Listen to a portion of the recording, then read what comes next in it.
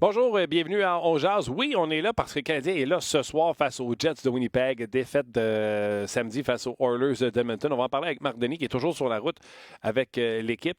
Et on va parler également avec Gaston Terrien. Mais avec Gaston, si vous le voulez bien, on va se faire quelque chose d'un petit peu plus recap. Vous pourrez jaser avec nous. On veut savoir ce que vous pensez de la dernière année du Canadien de Montréal, de la Ligue nationale de hockey. Et peut-être également un petit recap de la décennie. Mais au lieu de faire décennie 10 ans à pile, on fera le mandat de Marc Bergevin, lui qui est là depuis 2012. Les sujets qui nous sont proposés, d'ailleurs, par l'équipe de On Jase, ça veut dire Luc Dansereau. Quels sont vos souhaits pour le Canadien en 2020? Toujours selon Luc Dansereau. Combien de points aura récolté le Canadien au retour de On Jase le 6 janvier prochain? Merci, Luc. Et toujours selon Luc, quels sont vos plus beaux moments de hockey de la décennie? Tout ça à On Jase avec Marc Denis et Gaston Terrien.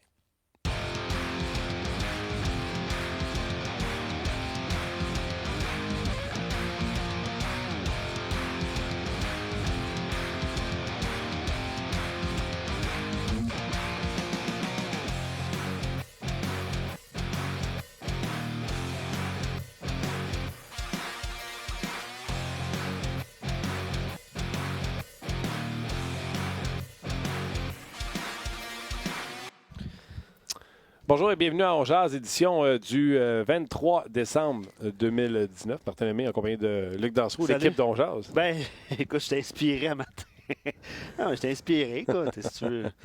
Non, mais on va parler évidemment de la défaite du Canadien à Edmonton. Un match ce soir, tu l'as bien mentionné.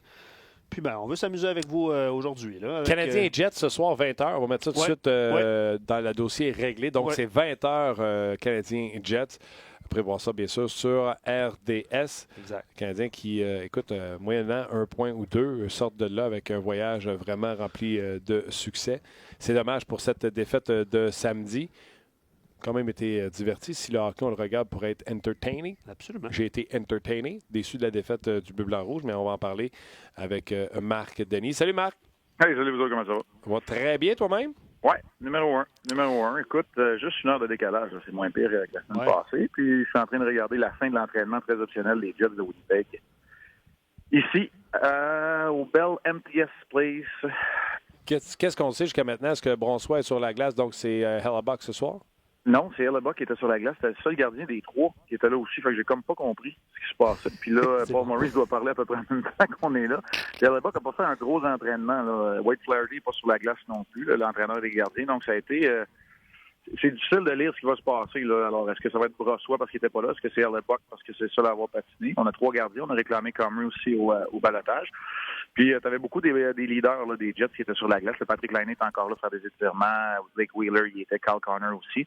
Ce qu'on sait, c'est que le défenseur Carl Dahlstrom et l'attaquant Yuna Luoto seront les deux joueurs laissés de côté par Paul Maurice. Alors, pour le reste, là, on n'en sait pas énormément. Les Jets qui ont remporté leur dernier match contre le Wild du Minnesota 6-0. Alors, voilà, beaucoup d'attaques du côté des Jets, puis un gardien de but qui fait le travail. Je préparais le match, là, puis t'as beau avoir... Il n'y a aucun des 6 défenseurs en uniforme ce soir des Jets qui était en uniforme la dernière fois que les Jets ont joué contre le Canadien, d'un match qu'on a fait à RDS en tout cas, parce que sur ma feuille de préparation, il n'y avait aucun défenseur des 6. Wow. Pas des faire, ça. Comment ça change vite? Ben, le seul c'est Sherrod, mais il va porter un chandail de l'autre couleur. Ouais. Tabarnouche. Puis Morrissey, quoi, il jouait pas cette game-là? Morrissey t'a laissé ce match-là. T'avais Tyler Myers, t'avais Joe Morrow. Tu sais, c'est... Buffalo. Ouais. C'était différent. Oh, wow. T'avais Trouba, évidemment. Ouais. Ils ont complètement changé la ligne bleue. Je suis pas convaincu de Biza. Moi, je pense que Pionk est bon. Tucker Pullman, correct. Teto, je suis pas convaincu non plus. C'est sûr que c'est Morrissey le leader, là, pour moi. Là. Nathan. Moi, c'est Nate the Great qui est là aussi, qui porte le numéro 88 d'ailleurs. Ouais. OK, écoute, tu parlais de Hellebuck pour toute une saison. D'ailleurs, tu l'avais placé, je pense, premier dans ton bilan des gardiens buts. A connu 2 sorties, je pense, difficiles. Puis là, on l'a ramené face au Minnesota, blanchage 6-0. Fait que l'affaire est ketchup. Là, tu dis qu'il a patiné aujourd'hui après un blanchage 6-0. D'après moi, il joue ce soir. C'est juste de lier les muscles, puis il sera là ce soir. Là, si on y va avec... je présume, puis on a dû dire à Brossoit de ne pas embarquer sur la glace pour rien, pour enlever du travail. Je sais pas. Honnêtement, je sais pas. Le Paul Maurice va parler. Mais, tu sais, si c'est Brossoit, il faut que tu en profites. Là. Pour moi, c'est pas un gardien de but de la trempe de Hellebuck. Si c'est Hellebuck, il faut que tu le déranges. Il faut que tu sois en mesure d'aller le déranger. Un peu comme les autres équipes font avec Price. Faut que tu le rapetisses parce qu'il a un bon gabarit puis il est très actif. Fait qu'il faut que tu le rapetisses dans son demi-cercle pour être capable d'aller d'aller marquer des buts. Le Canadien a gagné ses 2 matchs contre les Jets l'année passée. Il connaît quand même pas mal de succès contre cette équipe-là, mais c'est surtout le punch à l'attaque là, qu'on retient. T'as des joueurs de 30 points, t'as Laine qui a une bien meilleure saison, t'as Shifley qui continue, on connaît tous le talent de Blake Wheeler aussi, Kyle Corner, et là t'as Nicolas Gilas aussi qui cette année avec ses 15 buts fait très bien. Alors, t'as 5 joueurs qui sont tout près de 30 points. T'as parlé de Josh Morrissey tantôt, qui est un peu le quart arrière de cette équipe-là. Moi, c'est vraiment le punch à l'attaque que je retiens. Donc, c'est tant mieux ces gars de gagner le match 2-1, mais tu risques d'être capable d'avoir des occasions de marquer. Tu ne veux pas commencer à faire comme contre les Oilers et échanger des occasions avec des joueurs de la trempe de Laine et Shifley, par exemple. C'est clair, le Canadien qui devrait être capable, tu sais, puis il y a eu des séquences face aux Oilers où le Canadien, c'était pas en fin de deuxième période que je pense que ça a duré 3 minutes dans la zone des Oilers, puis on se disait qu'ils vont finir par en profiter parce que les Oilers étaient visiblement essoufflés. Je pense que c'est le genre de situation qu'on pourra voir contre une défensive un peu diminuée du côté des Jets de Winnipeg où tu pourras conserver la rondelle. Des fois, le Canadien est efficace avec ce cycling-là de jeu intelligent là, où on se laisse la rondelle. Là, je vois très bien le Canadien réussir cet exploit-là contre les Jets. Oui, ben c'est ce qu'ils devront faire et leur transition. Il faut que leur transition soit à point. Honnêtement, le Canadien, c'est pas volume, c'est la qualité des occasions de marquer et la qualité des joueurs qui ont des occasions de marquer qui fait mal au Canadien dans ce match-là. C'est pour ça que la leçon est quand même bonne parce que t'as pas disputé un mauvais match, t'as montré les dents, t'as montré du caractère, t'es revenu 2 fois de l'arrière, une fois de 2-0. Mais tu cours à ta perte parce que, bon, des punitions clairement, mais c'est la qualité. Ça faisait longtemps qu'on n'avait pas vu le Canadien donner des surnoms. Ils en ont donné. Quand tu donnes un surnom, Mathieu Steichel puis McDavid, ça fait mal. Fait que ça fait mal 2 fois plutôt qu'une. Puis Archibald, moi, honnêtement, c'est lui qui m'a fait écarquiller les yeux dans ce match-là. J'ai trouvé que c'était quasiment le meilleur joueur sur la glace. C'est là où le Canadien s'est fait mal, parce que pour le reste, on n'a pas mal joué là, du côté du Canadien dans cette rencontre-là. Puis tu vois que les Oilers, c'est pas tout à fait à point encore. Non, puis c'est surtout au niveau de la profondeur, tu sais. Premier but, Ben Sherratt se fait brûler sa vitesse de McDavid, mais qui ne se ferait pas brûler? Est-ce que tu donnes une responsabilité à Tatar qui n'a pas été... Ouais. Ben écoute, il se fait ramasser un bon français là, par Cassine, puis tu sais, je l'ai regardé d'un angle, on aurait dit une interférence, mais d'un autre angle, c'est pas bien que la rondelle il n'y avait pas de pénalité là-dessus, mais tu aimerais ça que Tatar gagne son duel, puis il fait juste... oui, il se fait geler, là, mais ramasser la mise en échec. Si tu veux ramasser la rondelle, accepter la mise en échec, pour que la rondelle reste profondément.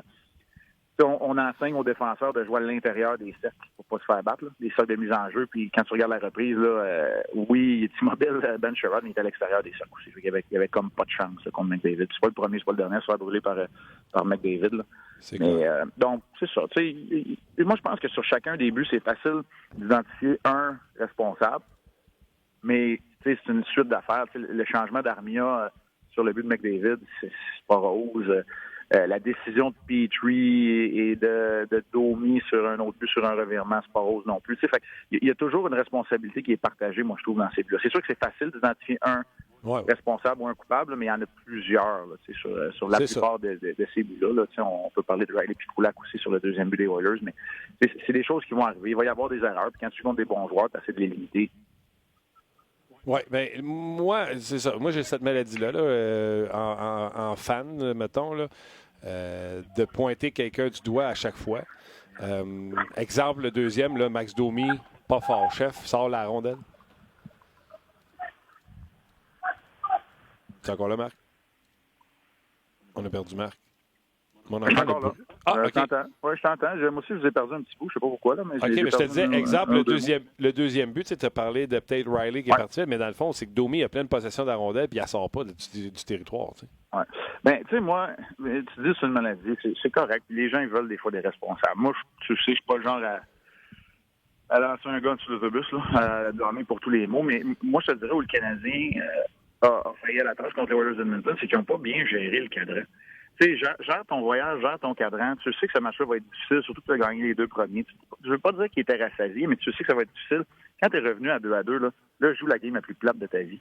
Tu sais, Petrie, oui, ça allait bien, 3 points, mais vas-y pas, force pas en avant. Tu sais, Domi, t'en as scoré un beau but, assez pas d'en scorer un autre. Là, pour l'instant, c'est correct. Mais là, profondément, sors-là de ta zone. Tu sais, faut que tu reviennes à ce que Mario Lemieux disait. Là. Le Canadien est efficace quand il joue plate, ben parfait, joue plate. Tu sais, c'est correct, oui, on a été divertis, mais c'est là où le Canadien, pour moi, a failli à la tâche. Ils n'ont pas bien géré, appelle ça comme tu veux, le score, le cadran, le voyage. T'sais, justement, si tu vas chercher un point de Edmonton, t'es sûr que ton voyage est fructueux, peu importe. Puis il était là, le point. Là. Tard dans le match, le point est encore là, il est encore disponible. Il faut que tu réalises ces situations-là. Puis là, tu fais pas de vente de garage. Là, on ferme le jeu, on rend ça un petit peu plus dole, puis on essaie de contre-attaquer peut-être si c'est là, mais je force même pas à 3 gars sur l'échec avant. Je dis pas à mon défenseur d'y aller s'il est pas sûr non plus. Conservateur peut-être à l'extrême dans ces moments-là. Je dis pas de jouer tout le temps comme ça. Quand tu perds 2-0, c'est sûr qu'il faut te sauver dans le match. Mais quand tu as réussi à le faire, va chercher les points. Va chercher les points au classement que t'es permis d'espérer parce que t'es revenu. Moi, c'est là pas mal plus que le fait d'identifier un joueur ou un autre. J'ai été dur avec Domi, je vais l'être aussi, mais c'est pas juste lui. Là. Moi, je trouve qu'il y a beaucoup de joueurs là-dedans, dans ce match-là, qui auraient pu gérer beaucoup mieux la rencontre, les 60 minutes, et ça aurait eu une influence certaine sur le voyage. Est-ce que l'entraîneur, c'est Domi, mettons, qui est coupable d'au moins 2, est-ce que l'entraîneur fait abstraction de ça parce qu'il semble avoir retrouvé son mojo puis il semble avoir son swag? Non, tu fais pas abstraction, tu peux pas en faire parce que ça fait mal au reste de ton équipe, mais tu sais, la ligne, elle est très mince parce que tu veux pas dénaturer le joueur, tu veux pas tuer dans l'œuf la créativité d'un gars qui s'est cherché pendant longtemps et qui recommence à trouver ses élans, tu sais. Fait que c'est ça le travail. En 2019-2020, c'est ça le travail de l'entraîneur. Et là, la complexité de la chose. Probablement que le Canadien s'entraîne un petit peu plus tard, Marc, mais est-ce qu'il y a des chances d'avoir Victor Mété dans l'alignement? Oui, il y a de bonnes chances. Maintenant, c'est vrai qu'il reste juste les 2 extras des Jets qui patinent encore pendant, je présume, 5-6 minutes. Là. Puis le Canadien va sauter sur la glace à 11h30, sinon 12h30. Moi, je pense que oui, on va voir Victor Mété. Puis, tu sais, encore là, gars, je ne veux pas planter les gars en tant que tel, mais on a vu Riley Kulak ensemble sur la glace, ça fait pas, là, tu t'ennuies ton défenseur gaucher. Là. Puis Mété, c'est que ce soit par défaut ou pas, c'est un bon patineur, il est capable de couper le temps et l'espace. Puis t'en as besoin, tu vas en avoir besoin à long terme. Alors, ce serait un retour bienvenu chez le Canadien.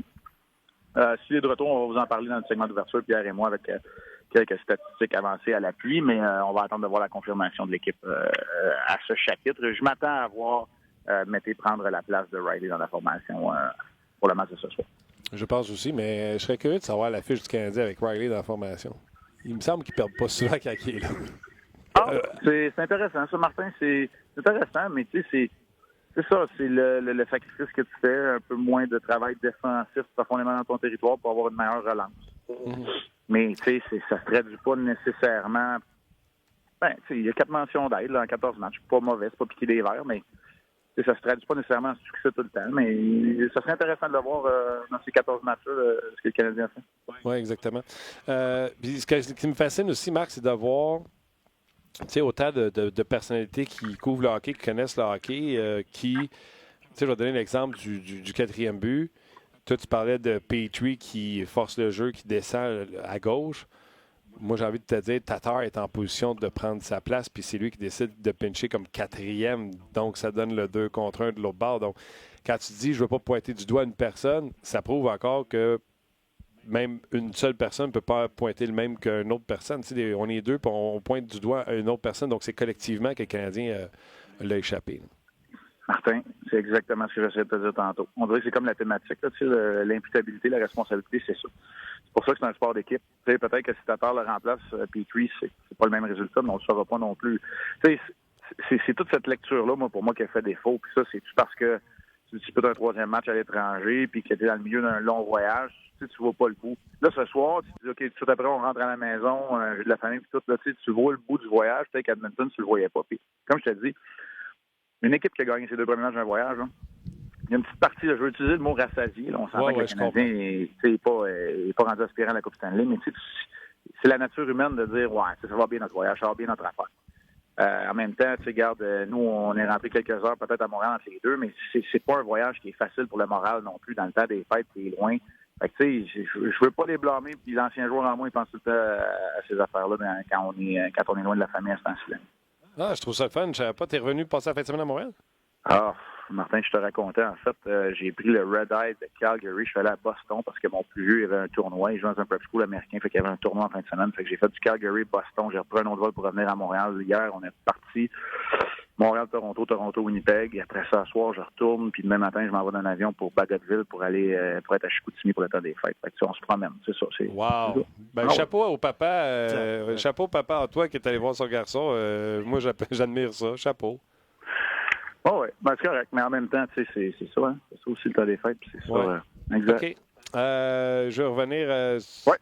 Tu sais, moi, là, je disais que s'il y avait un match que le Canadien peut prendre dans ce voyage-là, c'est bien celui des Oilers parce qu'eux autres, ils étaient sur un 3-4 et non seulement un 3-4, un 2-2 et ils jouaient à 19h et non pas 21h leur heure.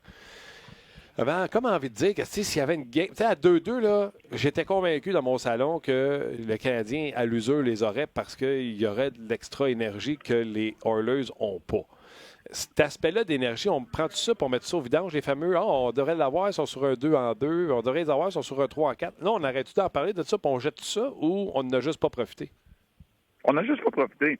Tu sais, je vais revenir à ce que je te disais. La veille, ils avaient perdu contre les Pingouins, les Oilers. Fait que c'est sûr qu'il y a une petite rage, là. C'est le vaincre, là. Fait que, non, moi, je vire pas fou avec ça, ces affaires-là, tu sais. J'en parlais avec, c'est-tu à Calgary ou à Vancouver, on avait des collègues, puis on jasait, puis on disait, tu sais, les choses ont une drôle de façon de s'égaliser.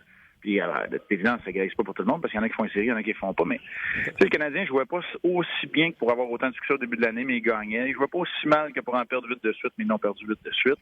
Tu sais, ces choses-là s'égalisent, puis tu vas jouer des matchs où tu es fatigué, puis tu vas jouer des matchs où tu vas rencontrer l'équipe adverse qui est fatiguée. Fait que, c'est ça, au bout du compte. Remporte les matchs qui sont là, qui sont devant toi, sans te soucier nécessairement de l'adversaire. Tu sais, tu peux pas. Ça, je l'ai dit souvent à d'autres, hein, tu sais, je vais être conséquent dans ce que je dis puis ce que je fais. Puis tu sais, tu peux pas parler des deux côtés de la bouche. Tu peux pas dire, quand tout le monde est reposé, dire moi, je m'occupe pas de l'adversaire, je m'occupe de nous autres. Puis après ça, dire ben là, c'est l'équipe de fatiguée puis on les a pas battus. Tu sais, si tu t'occupes de toi, occupe-toi de ton équipe. C'est laisse faire le fait que les Oilers aient joué la veille ou pas. Puis tu sais, il n'y avait pas de déplacement. Là. Le Canadien n'est pas fatigué quand tu joues leurs deux matchs la fin de semaine du Super Bowl. Là. Ils sont à domicile. Fait que tu sais, il y a ça aussi à prendre en considération. Deux gardiens différents, C'était Smith qui avait joué la veille. Fait que, il y a plusieurs facteurs. Ouais. Smith qui s'est fâché d'ailleurs contre Malkin cette soirée-là. T'as pas vu ça? Non, j'ai pas vu. Okay. Smith qui s'est fâché, puis Koskinen qui a eu de la misère à attraper une coupe de mouche aussi. Ben oui, puis on n'a pas profité. Maudite affaire. Oui, c'est ça. All right, OK. Regarde, on va regarder ça. Avant que je te laisse, tu sais que présentement, c'est Canada-Finlande au championnat junior, un match préparatoire. Ouais. Je sais que tu as été président d'honneur, je pense, du dernier tournoi qui avait eu lieu ici. Ouais. Puis moi, tu sais, à travers RDS, je sentais comme une pression que les gens devaient être montrés présents au Centre Bell, puis qu'on devait remplir, puis de montrer qu'on est vraiment une mecque du hockey, etc. Là, je regarde le match hors concours, puis tu sais, on a le feed que les gens ne voient pas en ondes, là. Il n'y a aucun chrétien, pas une âme qui vive à part des gars de sécurité avec des manteaux jaunes dans les estrades. Pas une centaine, là. Zéro. On dirait qu'ils ont barré l'aréna. C'est phénoménal comment le hockey junior en Europe n'attire pas les foules. Parce que les meilleurs joueurs juniors jouent dans les ligues professionnelles. Les autres, ils regardent le hockey junior. C'est drôle parce qu'il y avait une équipe de Suisse qui était à Chicoutimi il y a 2 semaines. Il y a un reportage qui est sorti, là, je l'ai vu passer sur Twitter, vous irez voir ça un peu. Ils ne comprennent pas le phénomène du hockey junior parce que pour eux autres, ça ne leur rentre pas dans la tête. C'est qu'on les traite comme des professionnels. C'est vraiment de plus en plus aux États-Unis, mais c'est vraiment au Canada une culture différente d'ailleurs. Puis tu sais, t'es meilleur en Suède, en Finlande, ils jouent dans la ligue professionnelle, puis c'est là où il y a des gens qui vont les voir. Alors, c'est vraiment quelque chose qui est différent chez nous. On vit pour ça dans le temps des fêtes. Les coutumes sont des habitudes, alors que ça ne l'est pas nécessairement. Moi, j'en ai joué un championnat du monde junior en Suisse, il n'y avait pas un chat. Puis j'ai joué un match contre la Lettonie qu'on a gagné 12-0, que l'aréna était bien plein parce que c'était le championnat du monde senior. Fait que ça dépend, c'est la culture qui est différente. Le championnat du monde senior, nous autres, ça attire peu de foule en Amérique du Nord. En fait, il y a eu lieu juste une fois ou deux, là, Québec et Halifax, je pense. Ouais. Alors que le championnat du monde junior attire les foules et c'est l'inverse en Europe. Fait que c'est un phénomène qui est assez particulier. Tu as raison, mais c'est un bon club cette année là-bas. C'est un très bon club. Puis est-ce que c'est encore 0-0? C'était 0-0 après une tantôt. Oui, 0-0 présentement dans l'entraque. Il reste 5 minutes. Mais c'est de voir qu'il n'y avait personne. J'étais allé que d'après moi, il barre l'aréna. C'est pas vrai qu'il n'y a pas personne. Il joue à huis clos. Ouais. Mais suivez, là, Steph, Normand puis toute la gang là, avec l'équipe de Martin Brière. Là, suivez-les pendant le temps des fêtes. C'est le fun. Moi, j'aime ça. C'est clair. Puis avec Michel Lacroix, on n'en parle jamais beaucoup. Quel vieux professionnel incroyable. La polyvalence même. Oui, exactement. Hey, je te souhaite, Marc, c'est la dernière fois qu'on jase avant la nouvelle année. Je te souhaite un joyeux Noël à toi et ta famille et surtout beaucoup de santé. Puis très heureux toujours de t'avoir sur le show. Quand est-ce qu'on se reparle? Nous autres, toi, t'as-tu des balados entre Noël et Jour de l'An? Ça va au mois de janvier? Ça va au mois de janvier. Le balado recommence le 6, si je ne me trompe pas. Exact. Moi, je prends une semaine de plus. Je vais revenir le 13. OK. Bien, on se parle dans la semaine du 6. Il n'y a aucun problème. À tous nos auditeurs et nos fidèles, joyeuses fêtes aussi. Soyez pas trop durs, puis prenez soin de vos proches. C'est gentil, Marc. Un gros merci. Salut. Bye. Salut, Marc. C'était l'excellent Marc Denis. Hey, je veux défaire un mythe, Martin. Un mythe? Oui, un mythe. Tu parlais de Mike Riley tantôt. Ouais. Tu avais l'impression que le Canadien gagnait souvent. T'étais Je surveillé? suis allé voir. Arrête. Mike Riley a joué 14 matchs. Ouais. 4 passes. Ouais. Plus 2, quand même. 6 minutes de pénalité, 21 tirs au but. OK?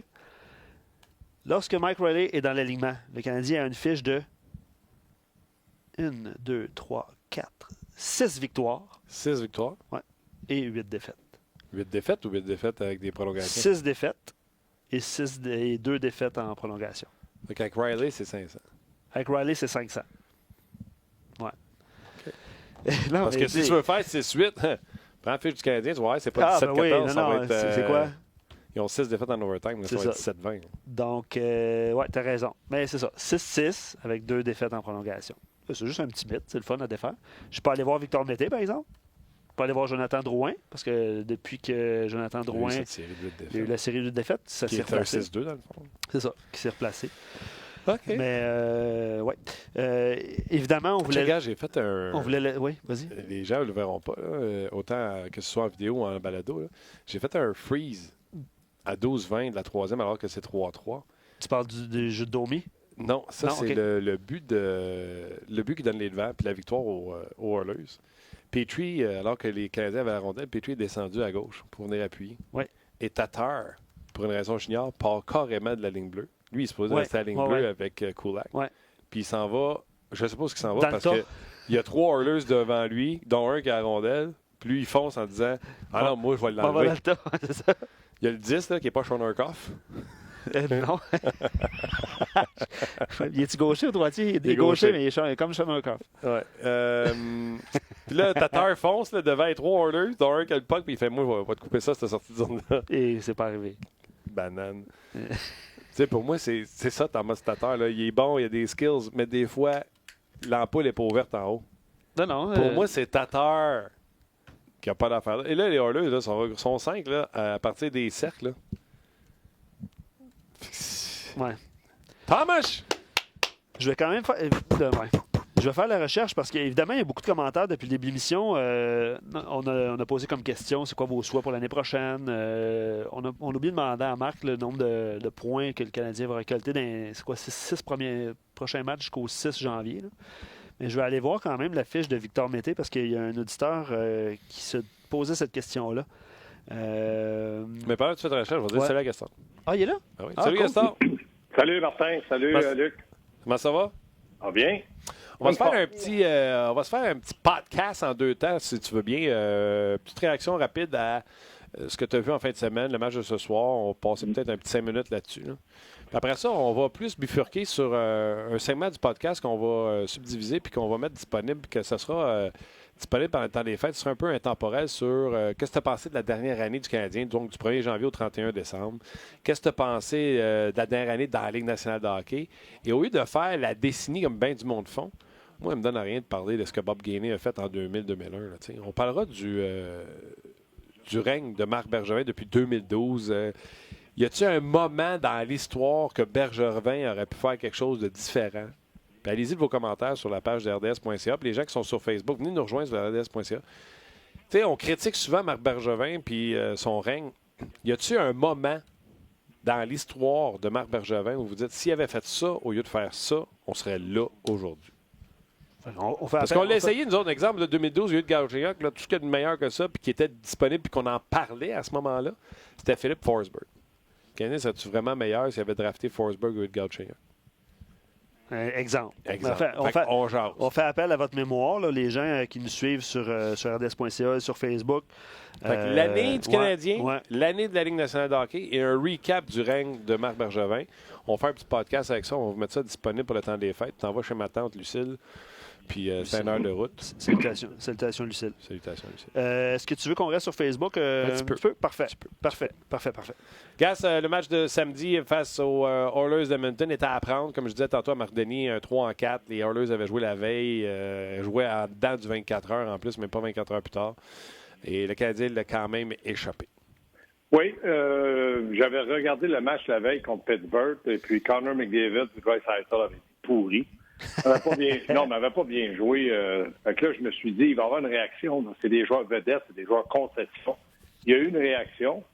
Maintenant, je ne veux pas épiloguer, mais j'ouvre une parenthèse. Pour moi, Connor McDavid est de loin d'être le meilleur joueur de la Ligue nationale parce que il est très explosif, très dangereux avec la rondelle. Mais quand il n'y a pas la rondelle, il triche parce qu'il doit s'économiser à 25 minutes par match. C'est impossible qu'un attaquant qui patine soit capable de maintenir un rythme en offensive et en défensive.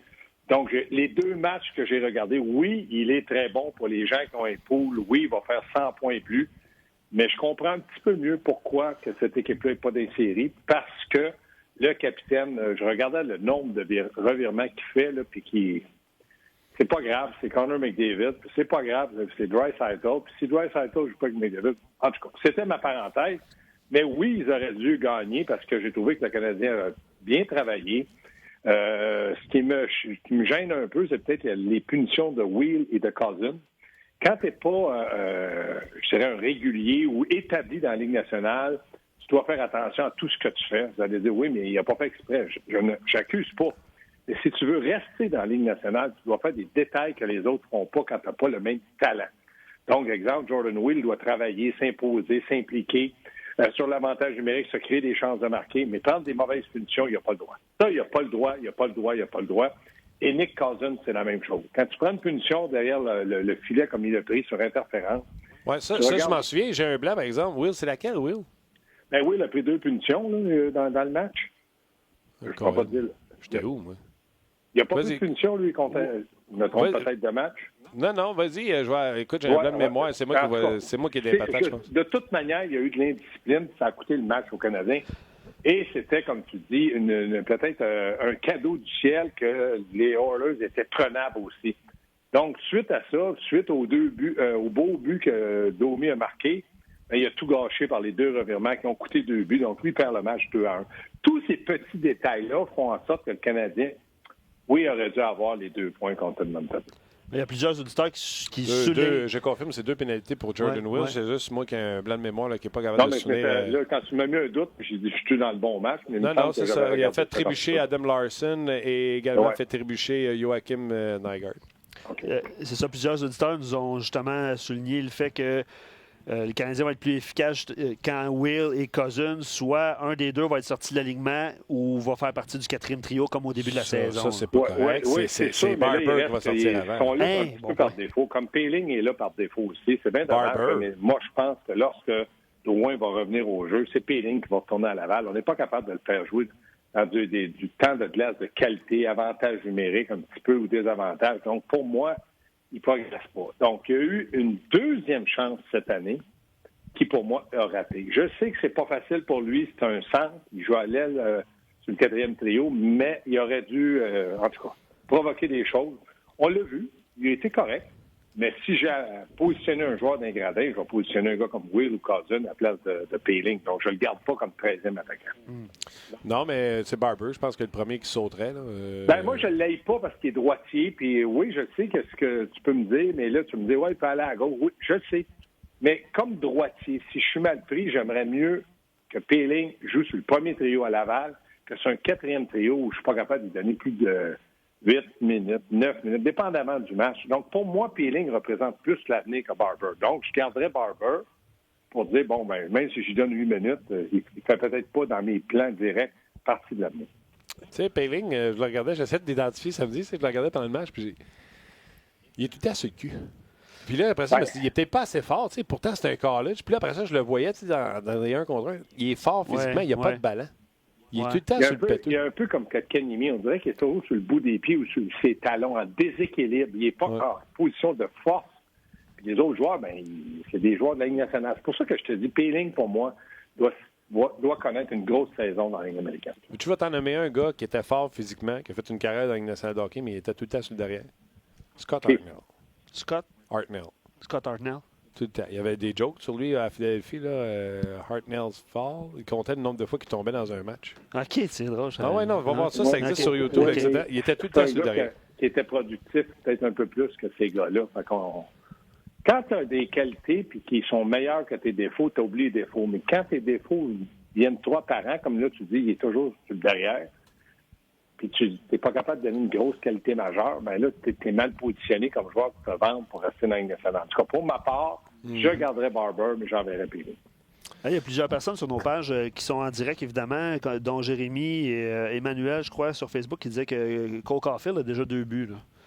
En match hors concours. Je pense que les gens aiment ça de taquiner. Puis moi, ma résolution en 2020, c'est de plugger le nom de Cole Caulfield pas mal à tous les shows. Oui, mais écoute, on va espérer qu'il est bon. On va espérer qu'il va marquer moi, je pense qu'il pourrait être bon, mais pas avant 2-3 ans. Je suis persuadé que ce jeune-là n'est pas prêt à jouer dans la Ligue nationale l'an prochain. Mais bon, peut-être que je me trompe. Je ne l'ai pas beaucoup vu jouer. Mais tout ce qu'on nous montre, c'est ses beaux buts. On nous montre jamais ce qu'il peut faire de mal. Donc, il n'y a pas de défaut sur la glace. Et ça m'inquiète. Parenthèse, j'ai hâte de voir ce qu'il va faire dans la Ligue nationale de hockey s'il ne score pas. Ben, c'est un peu ça.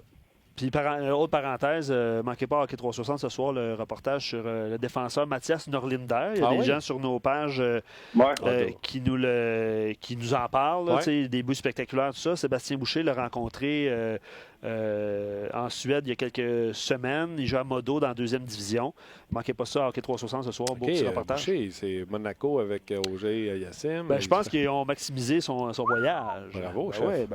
Hockey 360 ce soir. Il faut noter que Modo en 2e division, c'est loin d'être la plus forte division de la Suède. Là. C'est ça. Il vise une place l'année prochaine. C'est ce qui quand tu te bats pour remonter, mais que tu te bats pour rester, c'était pas dans les forces du circuit. Là. En Europe, là, la 2e division, c'est plus faible, vraiment plus faible que la première. OK. Allons-y avec un petit podcast général, un petit podcast sur un petit recap de la dernière année du Canadien de Montréal.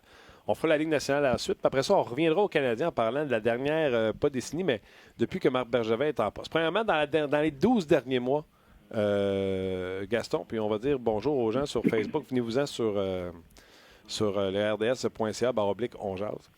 Gas, les 12 derniers mois du Canadien de Montréal, tu résumerais ça comment? Une bonne petite équipe, rapide, compétitive, qui travaille, mais qui ne progresse pas parce qu'on n'a pas eu de joueur autonome ou une transaction. Tu ne peux pas aller juste avec la formation. OK. Transaction alors que le Canadien se battait pour une place en série, il n'y en a pas eu l'an passé. Transaction cet été pour améliorer l'équipe également, il n'y en a pas eu. Par contre, on a essayé joueur autonome, on a essayé Sébastien Aho, ça n'a pas fonctionné. Je peux essayer de m'acheter une Ferrari, puis j'arrive au gars, puis je dis hey, j'ai 20 000 j'ai une Ferrari flambant neuve. Ah, t'as essayé, mon homme, mais tu vois la porte, prends-la. Je comprends pas ça. c'est une belle image. Ça n'a toujours pas géré ce qu'on a à faire pour Sébastien Aho. Ça aurait pris plus, selon Gas. Beaucoup plus, en argent et en choix. Mais c'est un choix d'organisation. Ils ont dit on va essayer de faire une offre hostile à Sébastien Aho. Si ça fonctionne, on est gagnant partout et on va passer pour des dieux. Ils ont perdu. Il ne faut quand même pas que je dise maintenant je vais me lever debout, que je vais faire un standing ovation au Canadien. Non, mais OK. Une petite équipe dans l'année, je comprends ça. Ouais. Le fait que les Canadiens, visiblement, c'est le thème qu'ils ont mis, c'est de miser sur les jeunes joueurs. Autant dans la transaction de Pacioretty qui a amené Suzuki, le choix de pêchage qui venait avec ça, parce qu'on oublie qu'il y avait un choix de pêchage en plus de Tatar et de Suzuki. Les Canadiens qui, selon plusieurs, ont connu un bon repêchage en profitant de Cole Caulfield qui glissait au classement. Norlinder, le défenseur Stubbles, qu'on a eu en deuxième ronde, que Marc Bergevin, je pense qu'il a appelé Dieu grec par son physique. Donc, le Canadien, visiblement, l'année 2019, si on met les tempes de dire rebâtir, augmenter la banque de jeunes joueurs, miser sur les choix de pêchage, c'est un peu ça cette année-là, 2019. Là. C'est le choix de l'organisation qu'ils ont fait, oui, mais maintenant, est-ce que c'est des bons choix? On va se garder une petite gêne, là, le dieu grec, puis le dieu italien, puis le dieu ci, puis le dieu ça, là. Quand il y aura un dieu qui jouera dans la Ligue nationale pour le Canadien puis qui fera la différence, on dira il a raison. Mais dans le moment, il n'y a personne qui a prouvé quoi que ce soit dans la Ligue. Suzuki s'annonce être un excellent joueur de hockey. Est-ce qu'il va être un premier centre? Je ne crois pas. Est-ce qu'il va être un premier ailier droit? Je ne le crois pas parce que physiquement, il n'est pas assez imposant. Et je regarde Johnny Hockey à Calgary et Monahan. Là. On pensait que c'était des dieux de hockey, des Martin Saint-Louis de ce monde. Puis je regarde Calgary, là. Il pleure une larme de sang. Qu'est-ce que tu faisais? Qu'est-ce que je veux dire? Johnny Gaudreau, là, on disait de lui petit, mais comme Martin Saint-Louis. Est-ce qu'il a une bonne saison cette année? Non, mais je suis pas prêt à dire... Non, c'est un bon joueur. C'est un excellent joueur de hockey. C'est un joueur qui va t'apporter. Maintenant, il est aussi dominant qu'on pensait. Moi, en tout cas, non. Moi, je pense que Johnny Gaudreau, parce que physiquement, la Ligue nationale, maintenant, est faite jeune, rapide, puis un peu comme McDavid. Ça te prend du physique pour être capable de forcer dans des situations d'un contre un. Ouais, mais ça Si pousse tu pas manques les un de arbres, ces ça. éléments-là, pas sûr que tu peux être aussi dominant qu'on pense. Oui, je comprends ce que tu dis, mais je veux dire, ça pousse pas des... Tu sais, moi aussi, là... Non, quand je le sais. Ça pousse pas des arbres, cette affaire-là. Non, mais comme tu as dit, tu sais, le Canadien a fait des bons choix au repêchage. Je peux le croire, mais j'aimerais mieux le voir. Parce qu'on nous a tellement vanté que tel ou tel joueur... Moi, j'étais déçu quand Marc Bergevin est revenu de la Russie. Il n'a pas dit « Wow, Romanov, là, je vous le dis, là, il est jeune, mais il annonce bien. » Il a dit « Premier match, il n'a pas joué beaucoup, 8 minutes. Deuxième match, 15 minutes. Il était bon, bonne passe, il a tenu son bâton. Il regardait le West à la glace et il trouvait ça pas pire. Il ne nous a pas dit rien de plus, là. Donc, moi, je me pensais que Romanov serait peut-être un candidat idéal l'an prochain pour percer la formation du Canadien s'il venait le Canadien. Et là, je me suis dit, aïe, il n'a pas dit grand-chose. Il n'a pas dit, il est fluide, il patine bien. J'ai hâte de le voir dans la Ligue nationale parce que son coup de patin va l'aider, sa robustesse, son lancer, sa vision. Il n'a jamais nommé une grande qualité. Il a juste dit, on s'en espère qu'il va être là l'an prochain. Ça m'a un peu... Wow! Puis Nylander, l'autre défenseur, là, écoute bien, là, il joue en 2e division en Suède, puis nous autres, on va en faire un Paul Coffey. Attendons qu'il soit ici et nous jugerons. On a trop été déçus par des choix qu'on pensait, puis qu'on pensait, puis qu'on pensait. Le Canadien, là, moi, je ne me rappelle pas des 10 dernières années, là, c'est Carey Price qui a été le meilleur joueur que le Canadien a repêché. Puis après ça, on a eu des surprises avec Piquet, Brendan Gallagher. Mais nos premiers choix, là, où on a dit, hey, là, on avait un premier choix de grande qualité. Galchenyuk qui n'a pas été repêché 22e. Regarde, non, il a été repêché 3e. Oui, mais c'est parce qu'on a... Ça, on va revenir, c'est la décennie, ça, ou le mandat de Carey Price. Ouais. Je vais revenir à la dernière année janvier. OK, j'étais après à regarder, ça m'a pris un peu de temps parce qu'ils ont changé, ils ont changé leur page principale, la Ligue nationale de hockey. Je regardais le Carey Price. Souviens-toi, Carey Price, l'an passé, avait commencé la saison septembre-octobre. Weber était blessé. Price n'avait pas bien joué. Un petit peu la même chose cette année. Fait que je suis allé voir où se situe notre beau Carey en termes de statistiques dans la dernière année. Par rapport aux autres gardiens de but? La Ligue nationale de hockey. Du 1er janvier à aujourd'hui. Match joué, premier. Victoire, 4e. Avec 35. Le meneur, c'est Binnington à 40. Vasilevski à 38. Darcy Kemper, personne n'aurait eu ça comme bonne réponse. Absolument. 37. Et Carey Price, 35. Pourcentage d'arrêt pour Carey. C'est sûr qu'il faut enlever là, les gars qui vont jouer beaucoup de matchs qui sont à 1000. Colin. Peut-être 1, 2, 3, 4, 5, 6, 7, 8, 9... Il est 11e, si j'inclus des gars qui ne sont pas numéro 1, mais qui ont quand même une trentaine de matchs. Exemple, Yaroslav Halak. Il est 11e pour le pourcentage d'arrêt à 9,20. À 9,18, pardon, et 2,50 de moyenne. Ça, c'est Carey Price dans la dernière année.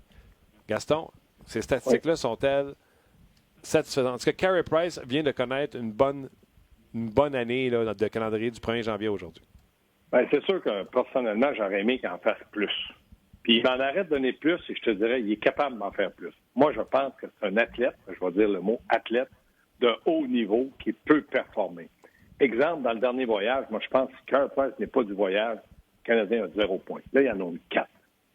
Parce que Carey Price, quand il fait l'arrêt, il donne confiance à ses défenseurs. Quand tu joues un 2 contre 1 avec Carey Price, tu sais que tu donnes le lancer et que lui, normalement, 9 fois sur 10, il va faire l'arrêt. Donc, c'est des situations qui te jouent dans la tête. C'est pas simplement les performances sur la glace, mais les performances qui t'inspirent quand tu es joueur de hockey. Est-ce qu'il peut faire mieux, Martin? Oui. Oui, je te le dis tout de suite, oui, j'aimerais qu'il connaisse toujours des grands matchs. Est-ce qu'on y met énormément de pression? Oui. Mais Crosby a beaucoup de pression. Tous les grands joueurs ont eu énormément de pression. Veux-tu un exemple de ça? Exemple de ça? Martin Brodeur, Patrick Roy, ils ont tous eu des grandes carrières avec au quotidien des pressions, la pression. Donc, oui, il doit subir cette pression-là parce qu'on le paie en conséquence et on le considère comme un joueur concession. Mais maintenant, je me dis, il faut qu'il continue d'être encore meilleur puis de s'améliorer, mais est-ce que ça va arriver? Ça, je le sais pas.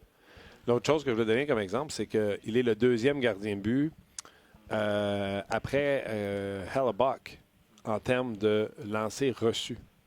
Ouais. Lui, lancer reçu, arrêt effectué, là, c'est les gardiens de but les plus occupés. Hellebuck et Carey Price. Donc, moi, je me demande jusqu'à quel point c'est les deux gardiens, là, je ne parle pas simplement d'un. Il faudrait calculer le nombre de chances de haute qualité qu'ils ont eu contre eux autres.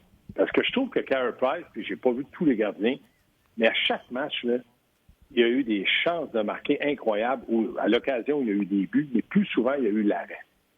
Donc, c'est juste ça qui me met là, dans les statistiques. Est-ce qu'on peut juger c'est quoi une chance de haute qualité contre un gardien de but? Je pense pas qu'il y a une statistique qui peut le dire encore. Est-ce qu'on est prêt à dire, par contre, que Shea Weber, qui est revenu en décembre,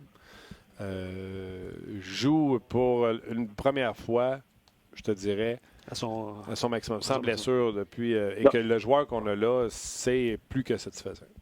Oui, lui, mais d'ailleurs, on l'a échangé contre Piquet-Sauban. Je ne reviendrai pas sur sa transaction, mais je veux juste vous dire qu'au moment qu'on a échangé Piquet est un joueur dominant dans la Ligue nationale, ce qui n'est plus aujourd'hui. Mais Shea Weber, oui, joue de haut niveau. Mais moi, Shea Weber, dans les moments où il produit le moins ou dans les moments où il produit le plus, comme dans le moment, je trouve que c'est le même genre de joueur. C'est le même athlète, c'est le même capitaine, c'est le même leader, sauf qu'on se dit, avec son lancer, il doit produire. Donc là, il est dans une très, très bon début de saison, une bonne séquence, il est productif. Mais je trouve que Shea Weber apporte beaucoup à une formation, sauf que tu n'auras pas le côté spectaculaire, à part quand il prend un lancer puis qu'il frappe le haut du filet, puis là, tout le monde applaudit. Moi, je trouve ça spectaculaire aussi tout ça spectaculaire aussi quand il essaie de casser son hockey sur d'autres quelqu'un. Oui, mais vu qu'il joue le Canadien, on l'aime beaucoup. Oui, c'est ça. Shea Weber, OK, une saison du 1er janvier à présentement, pour le Canadien de Montréal, c'est 78 matchs. C'est presque une saison complète, on est d'accord? Oui. C'est statistique. Depuis le 1er janvier, 20 buts pour un défenseur.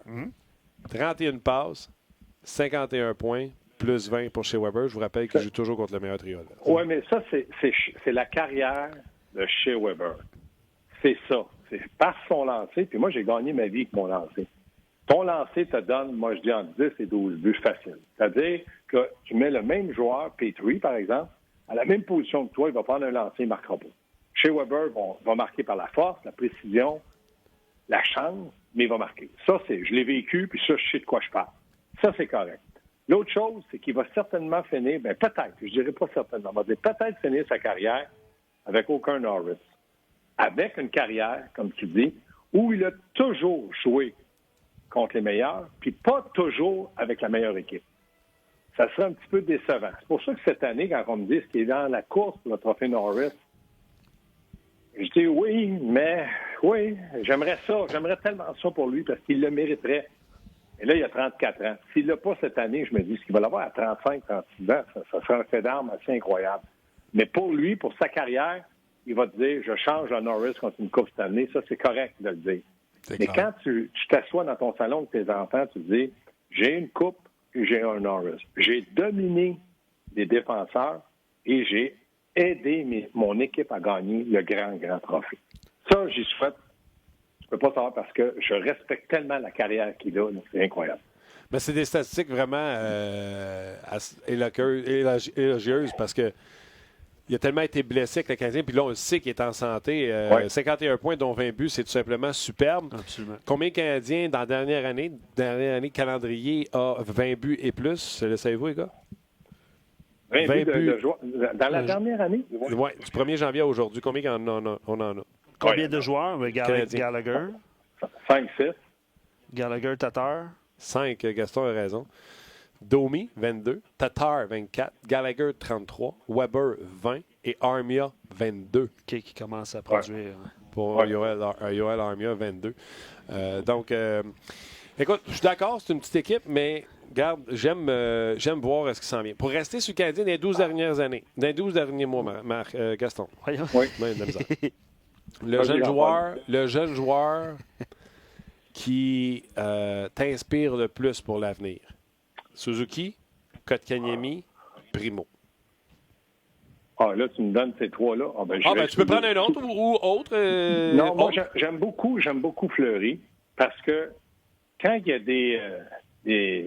des présences où il devient très offensif, je me dis, il le sait qu'il est capable, mais il fait attention parce qu'il est recul. Mais à l'occasion, on le voit aller près du filet prendre un lancer. J'aime beaucoup le fait qu'il est imprévisible sur une mise en échec entre les deux lignes bleues.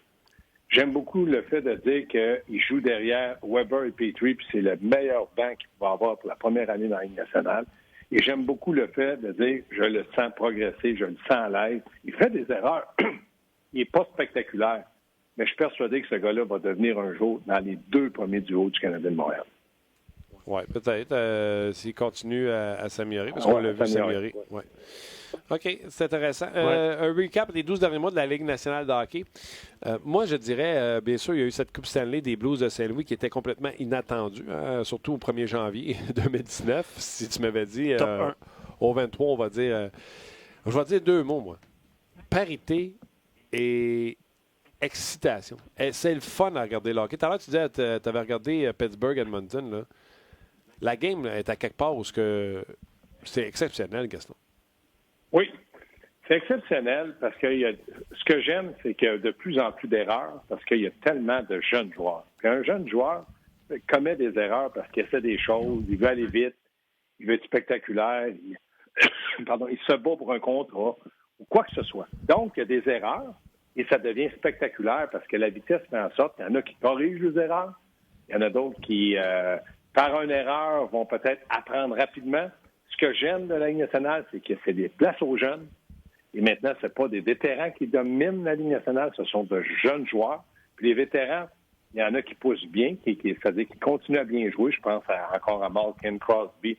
Kopitar, pour moi, je l'ai vu jouer, je ne le vois pas tous les jours, mais il était encore un bon joueur. Mais c'est pas le même genre de joueur. C'est un gros bonhomme, plus lent. Aujourd'hui, tu es gros, tu es fort, tu patines, tu es McDavid, tu y vas. Sauf que McDavid, dans le moment, pour moi, ça, on peut pas dire que c'est le meilleur joueur de la Ligue nationale. C'est le joueur le plus spectaculaire, le plus productif, mais pas le meilleur. Moi, je bâtis une équipe demain, je veux gagner un match. Est-ce que je prends McDavid ou Crosby? Sans hésiter, je vais Crosby. Parce que je sais qu'à 2-1, Crosby va s'appliquer pour jouer défensivement. McDavid, je ne fais pas confiance. Avec les 2 matchs que j'ai vus, là, c'était épouvantable. OK.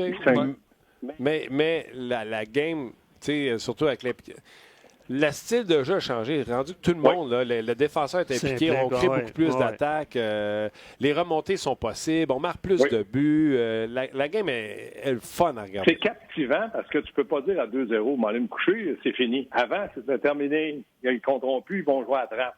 Ouais. Là, tu te réveilles le lendemain, ça a fini 5-2, ils ont compté 5 buts. Ça, c'est ça que j'aime du hockey d'aujourd'hui. C'est ce que j'aime du changement. C'est que c'est captivant de voir un match où ça patine. Il y a eu plein de réponses par rapport aux souhaits et qu'est-ce qui s'est passé dans la dernière année. C'est sûr qu'il y a plein de gens qui ont écrit je souhaite que Bergevin soit congédié, puis je souhaite un reset complet, puis qu'on finisse dans la cave, puis qu'on repêche Lafrenière. On s'entend que c'est les réponses les plus faciles.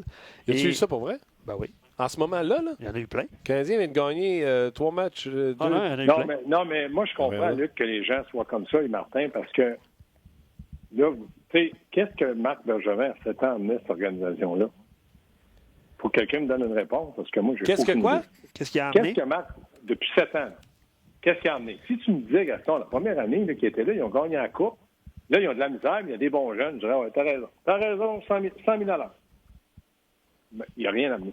Moi, je ne pense pas que le Canadien est mieux positionné aujourd'hui avec Marc Bergevin qu'il l'était il y a 7 ans. Je pense pas qu'on est plus près d'une Coupe aujourd'hui. Je suis pas acheteur à ça. Mais Gaston. Oui. Gaston. Oui. T'as une seconde. Je suis pas sourd. Oui, mais Gaston. La dernière fois, là, c'était l'équipe là, avant Marc Bergevin, c'était John Ta, Gomez, Caberlet. Tous des vieux pitons finis, là.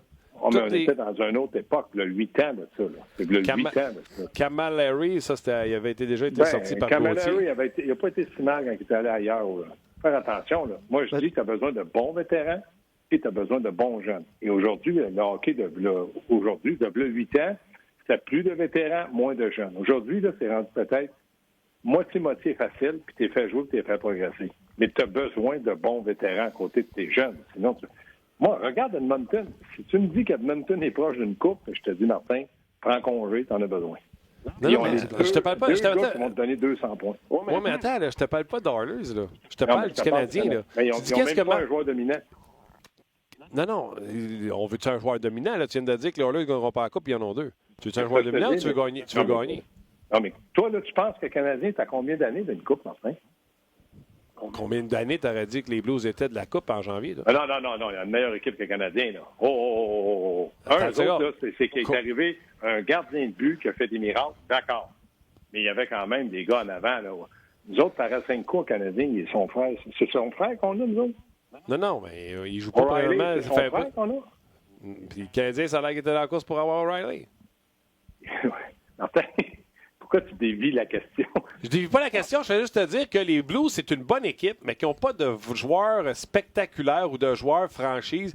Même Tarasenko n'est pas là depuis 2 mois, puis ça paraît pas. Mais est-ce que tu as envie de me dire que les Blues de Saint-Louis et le Canadien, c'est à peu près la même formation? Non, ce que je suis en train de te dire, toutes formations sont différentes, Gaston. Ce que je suis en train de te dire, c'était à toute formation qui se battent dans le peloton. Moi, je pense que quand le mix pogne, puis tu es à peut-être un joueur ou deux d'y aller, tout le monde peut gagner la Coupe cette année. C'est vraiment ça que je pense. Ben, Canadien comme avec qui Canadien se bat? Le Lightning, les Leafs. Je suis d'accord avec toi, puis je suis d'accord qu'il faut être positif, de voir ce qu'on a, comment le Canadien se bat pour une place d'une série. Mais j'irais contre toute valeur que j'ai, au point de vue hockey, de dire que le Canadien est proche d'une coupe, même s'ils font des séries où tu dis que tout peut arriver. Je vais même aller plus loin que ça dans mon argument. J'ai plein d'argumentaires d'auditeurs aussi. Là, je vais aller tout de suite aller dans deux. Je vais même rajouter un argumentaire, Gas. Vas-y. Je te donne les 5 premiers choix d'équipe sur les 31 qu'il y a dans la Ligue pour gagner la Coupe. Je te donne les 5 premiers. Choisis, je vais prendre la balance. Et j'ai autant de chances que toi de gagner. C'est à ce point serré. Prends-les toutes, le Lightning, prends toutes les meilleures équipes. Je vais prendre les 25 autres équipes. Puis j'ai autant de chances que toi que de gagner parce que c'est rendu ça, la Ligue nationale de hockey. Ça se peut. Tu sembles être sûr de toi, puis je respecte ton opinion, puis je dis que c'est correct. Sauf que jamais, n'importe où je travaillerais dans le monde du sport, ça fait juste 21 ans que j'analyse le Canadien, je vais dire que le Canadien n'est pas une coupe. C'est impossible. Le Canadien est une équipe qui est spectaculaire quand ils jouent bien en équipe. Ils sont rapides, mais pour moi, c'est pas une équipe qui est bâtie pour gagner la Coupe cette année, en tout cas dans le moment. Je ne dis pas qu'un jour, ça n'arrivera pas, mais à court terme, non. Là, je te parle pas de prendre des choix ailleurs. Je n'ai pas besoin des choix ailleurs. Je regarde Canadien. Moi, je parle Canadien. Et ce que je te dis que le Canadien, dans le moment, même s'ils font les séries, je le souhaite, puis ils travaillent en conséquence de ça, tu vas te présenter dans une série, puis tu vas jouer avec Thompson, Cousin, oui, puis tu vas dire, écoutez-moi bien, j'ai une chance de gagner. Non. Mais je vais te répéter la même chose. Les Blues, si tu m'avais dit avec Papachev, Songvis, puis Sanford, puis Samuel Blais, qui vont gagner la Coupe Stanley, tout le monde t'aurait dit, ben non, gars, ça ne marchera pas. Là. Premièrement, tous les joueurs que tu nommes sont plus gros que ces gars-là. Le Canadien est physiquement désavantagé avec des joueurs plus petits. Ça, si quelqu'un essaie de me dire que Samuel Blais est gros comme Byron, moi, je te dis, Martin, c'est fou. Non, physique, tu as raison. Je pense qu'à un certain moment dans les séries, ça change. Le hockey change un peu. C'est-à-dire qu'il devient plus robuste, plus permissif, et ça prend des gars qui sont capables d'aller dans des situations où ça va faire mal. Canadiens, là, ils ont une bonne équipe qui est rapide, mais je suis pas sûr que tout le monde est prêt à payer le prix pour que ça fasse mal. Gallagher, là, je le prendrais demain matin dans mon équipe. Mais quand on reproche à des joueurs un peu comme Domi, moi, c'est pas moi qui est entraîneur du Canadien qui a dit que Domi, c'est Claude Julien. J'aimerais ça qu'il aille un peu plus vers le filet. T'sais, vous autres, là, moi, je parle pas de ce langage-là, mais des Nord-Sud, Est-Ouest, W-E-T, E-G, 4, F1, je parle pas de même. Moi, je parle hockey. Tu vas en avant, puis tu vas en arrière. Sur le côté, tu ralentis. Claude Julien a dit qu'il faut qu'il y aille Nord-Sud, Sud-Nord, Nord-Sud, Sud-Nord. Là, il se promène. Quand il a créé son deuxième revirement lors du match contre les Oilers d'Edmonton, qu'est-ce qu'il a fait? C'est en aller de la bande droite, parce qu'il attaquait le gardien de but, puis s'en aller vers la gauche, perdu le puck. Au lieu de rentrer au but. qu'il faisait avant. Claude a dit, on travaille sur ça, on voudrait qu'il soit plus... Claude était enragé noir après le match parce qu'il savait qu'il y avait 2 points à porter. Quelques mauvaises punitions ont changé le rythme, quelques mauvais jugements ou prises de décision ont changé le match. C'est ça qui est arrivé. Ouais. D'ailleurs, c'est pas juste Domi, il reproche à Suzuki. Oui, mais il y a 20 ans. C'est tout ordonnable à Suzuki. Domi, il bat pour un contrat en plus. Suzuki, moi, je veux lui taper ses doigts. Claude, il a tapé ses doigts, mais il ne peut pas taper ses doigts tout le temps. Des jeunes disent, hey, Domi, c'est pas grave. Il a essayé pour lui, ça n'a pas marché. Mais Suzuki, toi, ça marche pas. En tout cas, là, moi, je suis déconnecté. Non, t'as raison. Il faut gérer ça. Que Claude était fâché. Puis Claude, dans le moment, pour moi, là, est un entraîneur qui donne... Si quelqu'un me dit qu'il a perdu son vestiaire, je dis, tu connais pas le hockey, toi, tu as remis dans le vestiaire. Moi, je suis allé dans le vestiaire. Cette équipe-là travaille, se donne à fond. Est-ce qu'ils font des erreurs? Oui. Est-ce que Claude aimerait qu'ils corrigent les erreurs? Oui. Est-ce qu'ils prennent des mauvaises punitions? Oui. Puis ça, c'est indépendamment de Claude. Ça, c'est le joueur. C'est une responsabilité que tu as. Mais cette équipe-là, pour moi, a toujours le goût de gagner. Puis ça vient des entraîneurs et du fait qu'ils ont du leadership dans le vestiaire avec des Weber, Price, Gallagher. Puis ça, c'est bon pour le Canadien. Puis dans le moment, Dano n'est pas à 100 il ne s'entraîne pas toujours. Il n'est pas à 100 Puis ce gars-là continue à travailler. Moi, j'ai beaucoup de respect et j'adore ce que je vois du Canadien.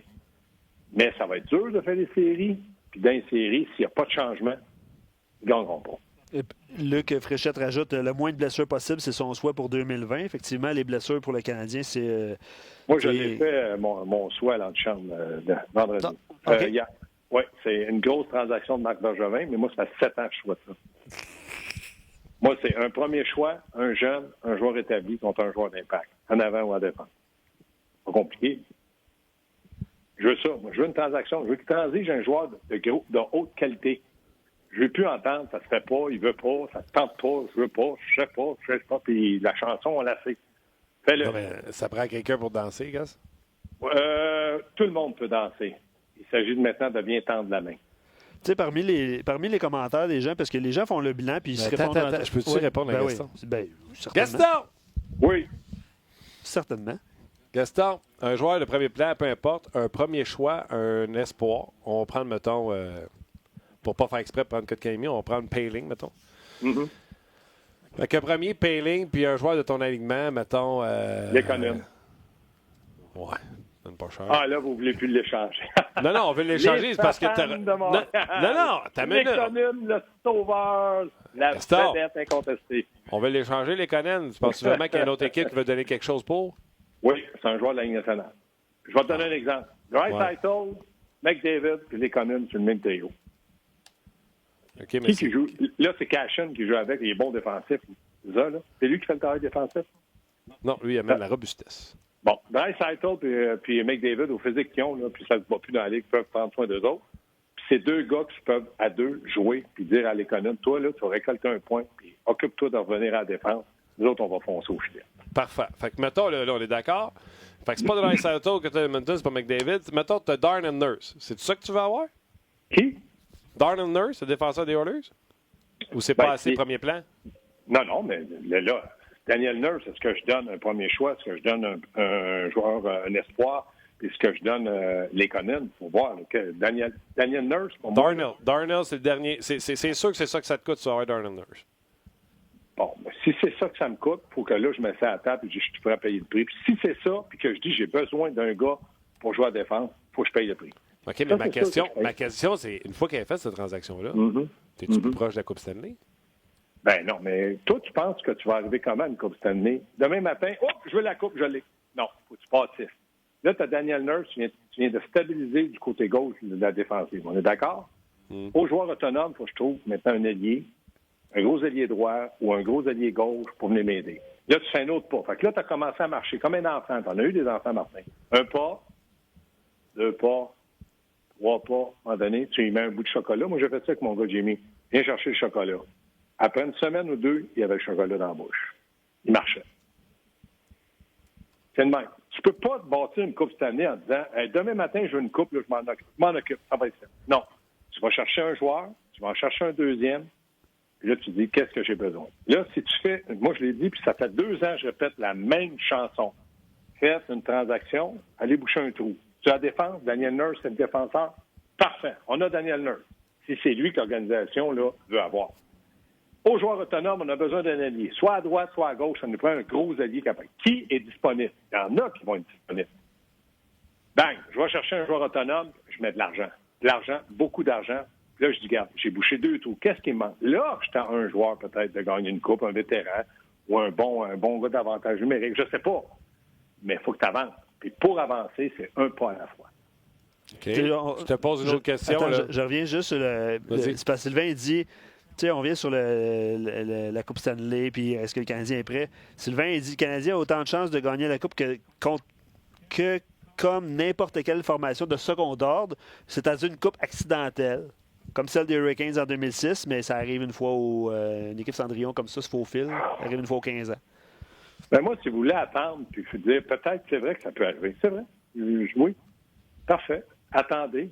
Mais dans 20 ans, quand vous allez me rappeler, il m'a dit, attendez, m'a parqué ma chaise roulante le long du trottoir. Qu'est-ce que vous voulez me demander? Ouais, te rappelles-tu le 20 ans quand on disait, ben, ils l'ont pas encore. Moi, je crois pas à ça. Je ne crois pas à ça. Je crois que pour gagner une coupe, il faut que tu la bâtisses. Il faut que tu y ailles chercher des éléments qui vont te permettre de croire que tu peux avoir une coupe cette année. Un peu comme Toronto a fait. Puis là, ils ont besoin d'aide à Toronto. C'est un bon défenseur, c'est ça. Qui je suis prêt à échanger? Non, je veux garder Marner, je veux garder Nylander, puis je veux garder Capano. C'est impossible. Je ne peux pas toutes les garder et aller chercher un défenseur. Qui est disponible pour aller me chercher le défenseur d'impact que j'ai besoin? Pas si compliqué que ça. Là. Non, mais écoute, le plus bel exemple, c'est les Blues de Saint-Louis. Armstrong a bâti cette équipe-là. Il est allé chercher Shen, il est allé chercher... Par voie de transaction. O'Reilly. Fait que déjà, il y avait ces 2 centres. Ouais. Ton troisième centre, c'est Bozak. Il est allé chercher également. Perron a signé Perron. Donc, son équipe au complet, même s'il y avait des bonnes pièces, est allé soit par échange, soit par... Tu peux pas dire j'ai bâti la coupe juste avec ce que j'ai été chercher comme choix. C'est impossible. J'ai pas à mémoire quelqu'un qui peut se vanter de ça. Les plus longues Coupes Stanley du Canadien, il y a eu Bobby Smith, Kurt Muller. Il y a toujours eu un élément qui est arrivé pour lui permettre le dernier pas à faire de le faire. Fait que je me dis, ça ne changera pas. Là, OK, tu peux l'améliorer, mais il ne changera pas. Ça ne changera pas. Tu ne peux pas aller juste avec tes choix. Puis là, je regarde les Canadiens, s'ils ne le font pas dans les 2-3 prochaines années, Weber va avoir 36, 37, Price va avoir 33, 34, Petrie, 34, 35. C'est dans les 3 prochaines années. Là, si quelqu'un peut me dire, attendez, les jeunes s'en viennent. Mais comme j'ai déjà dit, peut-être que le Canadien attend... L'an prochain, il y aura une autre injection de talent dans l'équipe avec Caulfield, qu'on dit qu'il sera avec l'équipe l'an passé, Romanov, etc. Et là, peut-être, à partir de là, on se dit, bon, là, on va aller chercher ce qui nous manque avec les futurs choix de pêcheurs. OK. Là, tu prends Caulfield, tu le mets à droite, les pieds 6, 9 ans, tu le mets à droite, premier trio. Tu prends Romanov, il va avoir tellement de pression, lui, en mettant le pied à Montréal, tout le monde s'attend à ce qu'il soit l'élément clé de la défensive. 20 ans, j'ai en défense avec Weber. Il va avoir une saison cette année où il joue presque pas. Là, on va le mettre sur le premier de l'autre défenseur. Puis là, on va dire, OK, on a besoin de qui là, pour gagner la coupe? Aïe, aïe. Aïe, aïe. J'ai juste dit une injection de joueurs de talent. Aïe, aïe, aïe, aïe, aïe, aïe. Je ne sais pas où. Ben, moi, je vieillis, j'avoue, je vieillis. Donc, j'en perds mon latin. Non, puis tu sais, j'aime ça les transactions, puis je suis pour ça aussi, mais tu sais... Caulfield, j'ai hâte de le voir. J'ai tellement hâte. Il va être bon. J'aime ça parce que quand je parle aux gens, je fais passer pour l'anti-Cole Caulfield. Puis quand je passe avec Gaston, je passe pour le pro-Cole Caulfield. Je ne suis pas un anti-Caulfield, pas du tout. Le seul point d'interrogation, 1 pied 6, 150 livres, mais c'est un marqueur. Je regarde les choses que je vois à la télé parce que je ne l'ai pas vu. C'est des beaux buts, mais c'est des buts de l'université ou junior. Tu sais, les gardiens de but, il n'y a pas de Price là-dedans, il n'y a pas Lurbuck qui n'est pas là, je ne les vois pas là. Donc, je me dis, s'il fait ça, parce que Suzuki, c'est un gars de 52 aussi junior, puis aujourd'hui, je peux te dire que pour moi, Suzuki va devenir un bon jeune avec le Canadien, j'en suis persuadé et je l'espère. Mais, dans combien de temps? Tu sais, que Kotkaniemi, là, il va être bon à la tête. Il va être bon, Suzuki, je suis convaincu. Oui, moi aussi, mais dans le cas de Kotkaniemi, il a encore mal à la tête. Le seul qui ne sait pas qu'il a mal à la tête, c'est lui. Oui, il pratique présentement avec le Canadien de Montréal, il n'est toujours pas prêt à un retour au jeu. C'est à 7 jours qu'il avait dit? Il est donc bien long, 7 jours. Non, mais il a mal à la tête, fait que les commotions cérébrales, c'est toujours un peu plus long. Oui, ça, s'il est blessé, là, aucun doute dans mon esprit à la jeunesse qu'il a. Il est très jeune pour qu'il ne prenne aucun risque pour lui, pour le Canadien. Sauf que maintenant, il revient au jeu à soir, disons. Est-ce qu'il joue à la place de Suzuki? Non. D'après moi, Suzuki s'en va à l'aile, puis Barber sort, puis Kotkaniemi joue. Là. Troisième joueur de centre. Oui, encore. Puis tu sais, peut-être que tu gardes Armia avec Domi puis Lekanen, puis peut-être que tu as Kotkaniemi, Suzuki et Cousin. Oui, oui, c'est envisageable. Moi, je suis d'accord avec toi. Bon, jase. Non, mais c'est vrai que quand il va revenir, la meilleure chose qu'il pourrait faire, c'est dire, là, tu t'en vas une semaine en bas parce que là, tu n'as pas joué, tu n'as pas de synchronisme, puis là, tu y vas, puis dans une semaine, si on te garantit, puis ils disent aux journalistes, dans une semaine, on le rappelle, on veut juste qu'il patine un peu. Parce que moi, la solution de Laval ne me plaît pas, mais pas du tout pour Kotkaniemi. Mais pour le faire patiner, jouer, avoir du rythme, il faut l'aider. Comment je peux l'aider? J'ai dit. Je dis aux journalistes que Kotkaniemi était cédé à Laval pour une semaine. Ils vont jouer 3 matchs. Il joue les 3 matchs et il revient. Qu'il ait marqué 25 buts ou pas, il revient avec nous autres. Ça serait quelque chose que tout le monde dirait parfait. Ils ont pris une bonne décision. Ils vont lui donner du rythme. C'est un peu plus lent. On va voir comment il va se comporter. S'il joue mal, bien là, tu es dans le trouble, mais tu le rappelles parce que tu y as dit. Un peu comme il avait fait avec Peeling. All right, mais Peeling, visiblement, ça n'a pas donné encore les résultats escomptés, même si je trouve qu'il joue mieux, mais on en a parlé un peu plus tôt. Là, et tout le temps sur le derrière. Fait que ça va être un dossier à suivre. All right, mon gars, écoute, visiblement, t'es pas à la fête, t'as pas les trompettes, les chapeaux, les flûtes. Bien, je suis très heureux de voir que le Canadien a déjà 4 points sur la route. C'est encourageant et je suis très déçu parce qu'Edmonton, pour moi, le Canadien aurait dû avoir les 2 points. Absolument. Puis c'est fou comment ça va vite. Hein? On en a parlé. Les Canadiens avaient gagné les 2 matchs de voyage. On perdu juste un match. On passé de 2e dans la division à... Ils sont même plus à C'est ça l'équipe de la Ligue nationale qui ne joue pas et qui baisse. C'est décevant pour Claude. Il va chercher des gros points. Bon, on sort la tête de l'eau.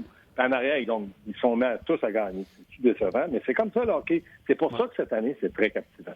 Oui, ça serait intéressant jusqu'à la toute fin. Et malheureusement, le Canadien, dans la métro, les wildcards appartiennent aux Pingouins et aux Flyers de Philadelphie qui ont 46 et 45 points. Le Canadien est à 40 points. Donc, Et tu sais, Martin, avant de se quitter, parce que je sais que là, on dépasse déjà votre heure, mais c'est juste dire, c'est pas drôle de penser que le Canadien pourrait faire les séries puis que Toronto, Tampa Bay ne serait pas dans les séries.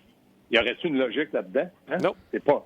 Fait que, tu sais, pour Claude Julien, si nous autres, on le sait, il doit se poser des questions lui aussi. Oui, mais le Lightning ne va pas mieux que le Canadien. À ses 10 derniers matchs, seulement 5 victoires. Donc, Sauf que François Gagnon parlait avec Mathieu Darche et Mathieu a dit on joue du bon hockey, on a joué contre de très bonnes équipes et là, on joue contre des équipes un peu moins bien classées.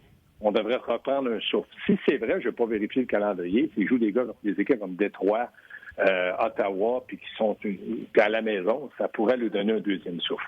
C'est clair. Pas juste le Canadien qui va affronter ces équipes-là. Non, exactement. All right, mon chum, je te souhaite un joyeux Noël, une bonne année. À tous les gens qui nous écoutent. Là, je sais pas, on va être de retour après Noël. On va encore avoir nos idées. Elles ne sont pas toujours les bonnes, mais ils viennent du fond du cœur. On te souhaite de la santé, Gaston, à toi et ta famille. Merci. Vous autres aussi, les amis. Bye. Thank you, buddy. Bye-bye. Je vais lire des commentaires en rafale. Là, on ne veut pas déborder, mais on déborde. On déborde déjà. Claude dit, pour la première fois depuis des lunes, 2018, 11 choix au repêchage. 2019, 10 choix. Et 2020, 12 choix au repêchage. Donc, Claude, là, il dit, depuis 1993, les DG du Canadien ont toujours tenté des échanges en se débarrassant de certains choix. Et son souhait, c'est que Bergevin tienne ce cap-là. Il dit, fini l'époque des Cole, Vanek, etc. Donc, lui, pour Claude, c'est de garder sa banque d'espoir et de miser sur l'avenir. On va dire ça comme ça. Ouais. Carl Michael, on parlait de transactions tantôt. Bergevin a passé beaucoup de temps à Chicago dernièrement. Croyez-vous que Duncan Keith pourrait aider le Canadien et à quel prix? C'est une question qu'il a posée. Keith a quoi, 35 ans, 36 ans? Il vient de revenir de blessure. Ouais. Disco Bob, il ne demanderait pas la coupe, c'est son souhait, mais il dit, lui, il souhaitait le renvoi de Bergevin, mais il espère que le nouveau DG, si c'est le cas, fasse des meilleurs repêchages et des transactions. Il était question de Trevor Timmins à quelques occasions, Martin, pendant l'émission, là, parce que Bergevin a fait des transactions, on parlait de transactions, mais il est allé chercher Dano au fil de ses... De son règne depuis le début. Il a fait des bonnes transactions, mais on ne voit pas encore... oui, il y a des Kotkaniemi qui se sont ajoutés. Oui, il y a un petit peu de talent qui se sont ajoutés, mais c'est pour les années à venir. Regarde, si on est festif, Martin. Regarde ça. Oh, merci, Tim.